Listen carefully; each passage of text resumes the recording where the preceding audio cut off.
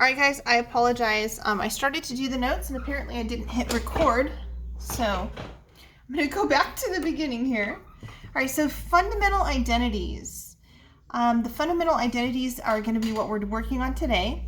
And so a fundamental identity is an equation that is true for all values of the variables in the expression. And so we have some identities that we need to know for sure. And they're based first off of reciprocal functions. So our reciprocal functions, we have to know that sine of x is equal to 1 over cosecant, and that cosecant is equal to 1 over sine. We also need to know that cosine is equal to 1 over secant, and that secant is 1 over cosine.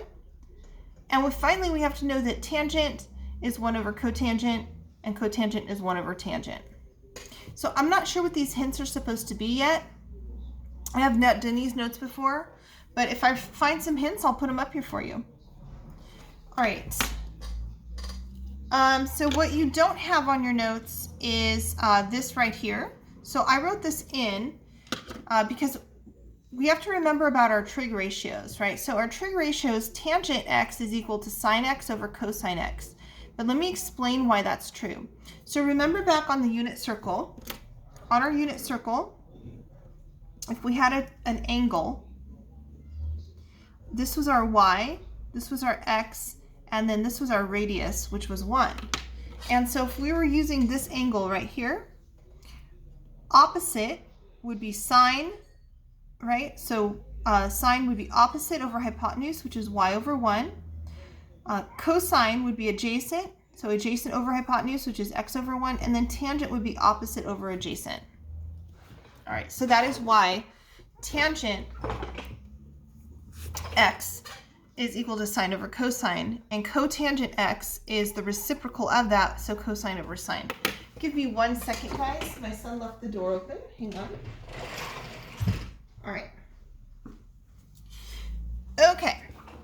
So the Pythagorean theorem, this is where I was when I realized that it wasn't recording. All right, so the Pythagorean theorem, if we know that sine is y, right, so I'll call this y, or sine, and I'm actually going to use a different letter here, theta, okay, so sine theta. I'll just put theta right there. And then I know that cosine is x, so x equals cosine theta. And I know that I'm on the unit circle, so my radius is 1. Well, then if I use the Pythagorean theorem, I would say a squared, or x squared, plus y squared equals 1 squared. All right. Now, but x squared is the same as cosine, so we can say cosine squared x, or theta, plus sine squared theta, because y is the same as sine, is equal to 1. That is where this huge fundamental identity comes from. This is like the backbone of all of trig. So sine squared x plus cosine squared x equals 1. You must know it. Okay, so then off to the side here it says, well, yeah, but we can rearrange this, right? We can rearrange equations however we'd like. So for example, you see that I have cosine first and sine second, but we're adding, so the order that we have them written in doesn't matter. Another thing I could do, if I wanted to get sine by itself, I could subtract cosine squared from each side.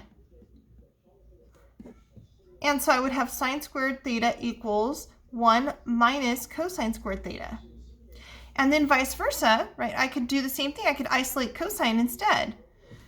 And so that's exactly what they're doing here. They're saying, hey, you can rearrange this because sometimes we have something in terms of sine and we want to replace it in the equation. All right. So, another thing that we could do, it says we could divide by sine theta. I almost couldn't read that. So I'm going to do that off to the side. I'm just going to squeeze it in right here. So if I were to take this equation, right, sine squared theta plus cosine squared theta equals 1. If I were to divide everything by sine squared, so sine squared theta, those would cancel. but I have to divide every term, sine squared theta, and then sine squared theta. Okay, so what would happen here is I'd have cosine over sine. Well, cosine over sine is cotangent. And so this would be 1. Don't forget it's a 1, so it cancels to a 1. 1 plus, this becomes cotangent from above, right? Cotangent squared theta equals 1 over sine squared. Well, sine squared, right, is right here. Sine and cosecant, 1 over, I should say. So this is 1 over 1 over sine is the same as cosecant. So this is cosecant, cosecant. Cosecant squared theta. And so that's where this box, right, this equation is coming from. Another way of rearranging the equation. So yes, you can rearrange it. Oh, off to the side here, I'm going to box these two because they are super important. So we need to know this one. You're going to use it often. And we need to know this one. I'm going to use it often as well. All right. The next one, they said, well, what if you divide it by cosine squared instead? So over here, if I were to take my equation, sine squared theta, oh, I think I shouldn't write right here because I'm going to need some room. So I think I'll write it above a little bit. So sine squared theta plus cosine squared theta equals 1. What if I were to divide every term instead now by cosine squared? So if I divide this by cosine squared and this by cosine squared and this by cosine squared, and now I'm going to look above at these ideas, right? So sine over cosine is tangent. So this would be tangent squared theta plus this becomes, right, it cancels to 1 equals 1 over cosine squared. Well, 1 over cosine is secant. So this is secant squared theta. Sorry guys, I'm getting a phone call. I hope that didn't interrupt my video. Let me double check. No, we're fine. Okay, so again, I'm using these reciprocal identities and these trig ratios right here. And so that's where this equation comes from, right? Tangent squared x plus 1 is equal to secant squared x. And then, of course, we can rearrange these guys, right? So if I were to subtract cotangent squared x from both sides, those would reduce, and I would get cosecant minus cotangent. And similarly, I could subtract tangent from each side. All right, so I hope that made sense. Let's go ahead and flip it over. Example. Use exact values to verify the identities for for the given value of theta. So sine squared theta plus cosine squared theta equals 1. And the value that they're giving us is pi over 4. So we're going to substitute this value in. Sine squared pi over 4 plus cosine squared pi over 4 equals 1. Now, we can, since pi over 4 is a number on the unit circle, I'm going to grab my unit circle. You could also use a calculator, but my son took off with my calculator, unfortunately. I'm going to need that back, so I hope he brings it back pretty quick here. All right, so using my trig table, or sorry, not my trig table, my unit circle, I see that pi over 4, right, 45 degrees, pi over 4, sine squared theta, and cosine squared theta. Well, remember, this is my sine, y, and this is my cosine, x. And so,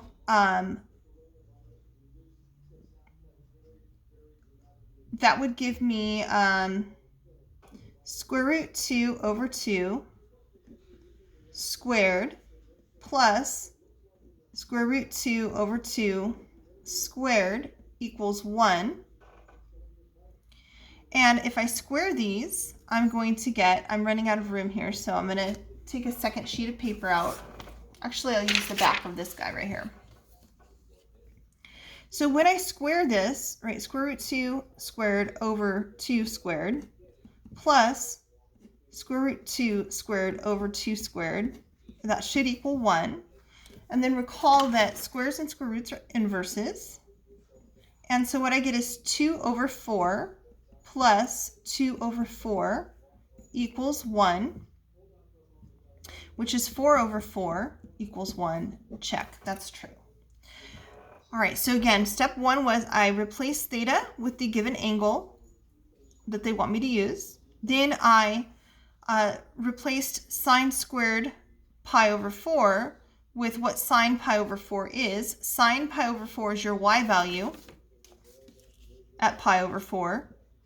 And then I replaced cosine pi over 4 with its x, the x value at pi over 4. And again, these are squared, so I have to leave the squares on there. And then to simplify the squares, don't forget you have to square the top and the bottom of the fraction. When you do that, your squares and your square roots are inverses, so they reduce. So you get 2 over 4 plus 2 over 4, which is 4 over 4, and that is 1. All right, let's do another one. All right, so the next one is sine negative theta equals negative sine theta, and we're using 30 degrees. So sine negative 30 degrees is equal to negative sine 30 degrees. So I am going to use my unit circle again because 30 is on my unit circle. So I'm going to first go backward 30 degrees. So if I move backward 30 degrees, I will be 360 minus 30 would be here at 330. And sine at 330, sine is your y value. This is negative 1/2. Equals negative, all right, sine 30 degrees. So I'm going to evaluate sine 30 degrees. Sine 30 degrees is right here. The y value here is 1/2. And so negative 1/2 is equal to negative 1/2. Check, yes it is. All right, we're going to simplify each of these expressions. Sine theta times cosine theta. Remember, we're multiplying in between. So sine theta, there's not a ton that we can do with sine theta, but let's look back at our first page, cosecant, not cosine, cosecant theta. So cosecant of x is equal to 1 over sine. So I'm going to rewrite sine theta times cosecant is 1 over sine theta. And then remember, when we're multiplying with fractions, right, these would reduce and we'd be left with 1. All right, secant squared minus tangent squared. So generally, I don't mess around too much with tangent unless I need to. And I don't mess around too much with sine unless I need to. And I don't mess around too much with cosine unless I need to.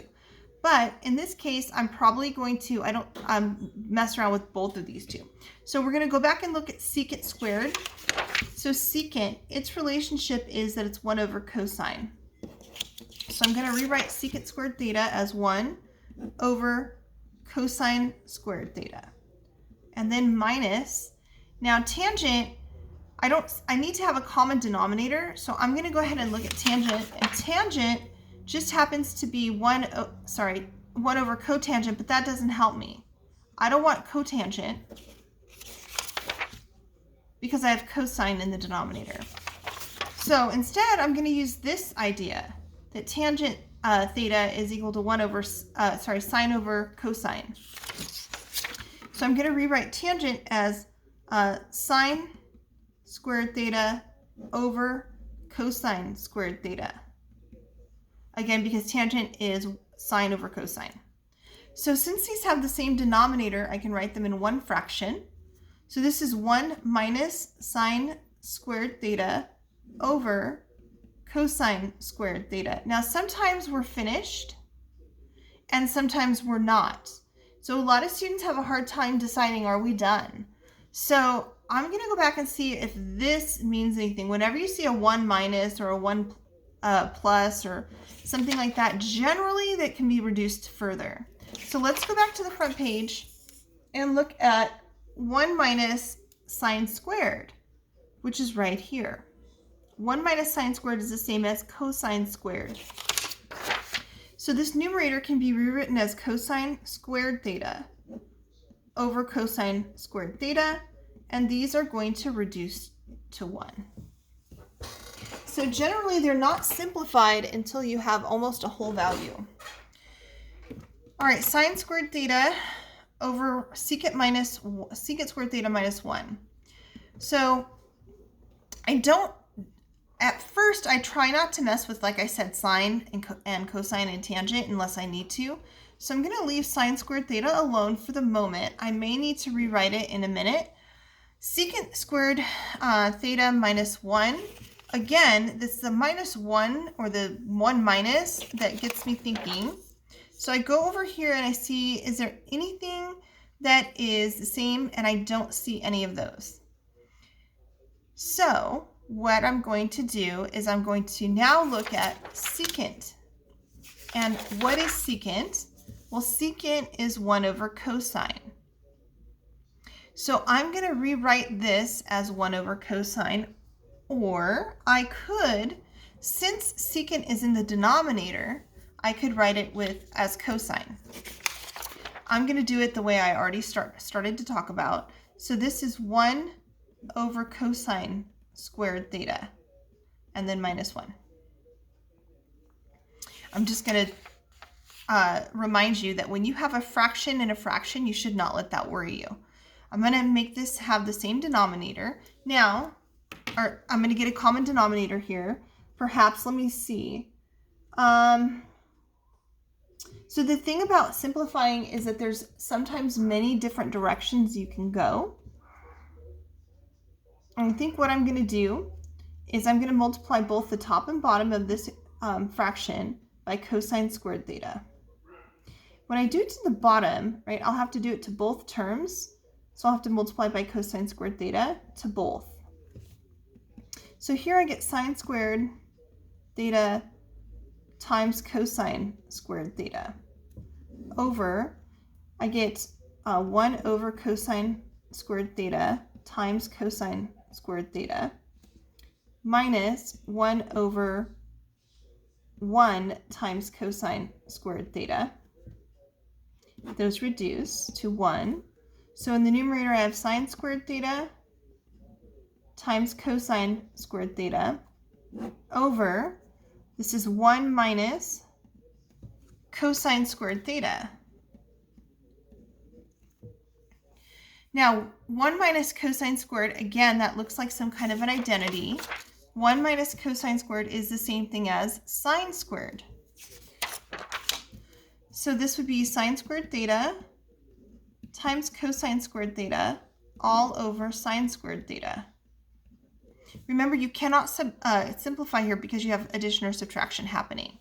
But now that you have all multiplication in the numerator and there's no addition or subtraction in the denominator, now we can reduce. And this is cosine squared theta.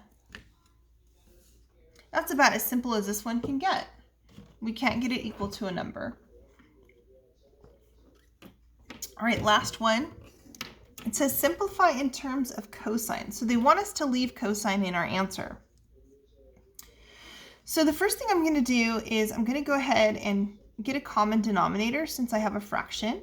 So to do that, the denominator is cosine, so I'll multiply both the top and bottom by cosine theta. So on this side, nothing has changed. Sine squared theta over cosine theta. Plus, this becomes cosine times cosine is cosine squared theta all over cosine theta. Now that I have the same denominators, I can rewrite this as one fraction. So I've got sine squared theta plus cosine squared theta over cosine theta. All right, remember you cannot cancel with addition or subtraction. This is an identity. Sine squared theta plus cosine squared theta equals 1. That is the Pythagorean theorem of trig. So this is 1 over cosine theta. Again, looking back at the original identity here, right? Sine squared plus cosine squared equals 1. All All right, so you can see they can be really simple or they can be more complex. This one was probably the hardest one. Let's look at that last page. It's got some homework here. So your homework are these 8 problems. Right, you need to do these 8 problems, and then here's the thing, guys, I will not be posting this as an assignment on Classroom, so you'll need to email it back to me. So please email it. And remember, you cannot move on to calculus unless we finish all of the trig notes. Okay, so please make sure that you're asking me questions. You can come to any of my Zoom sessions and ask me questions. And so Haley and Melanie and Cody, have a great day.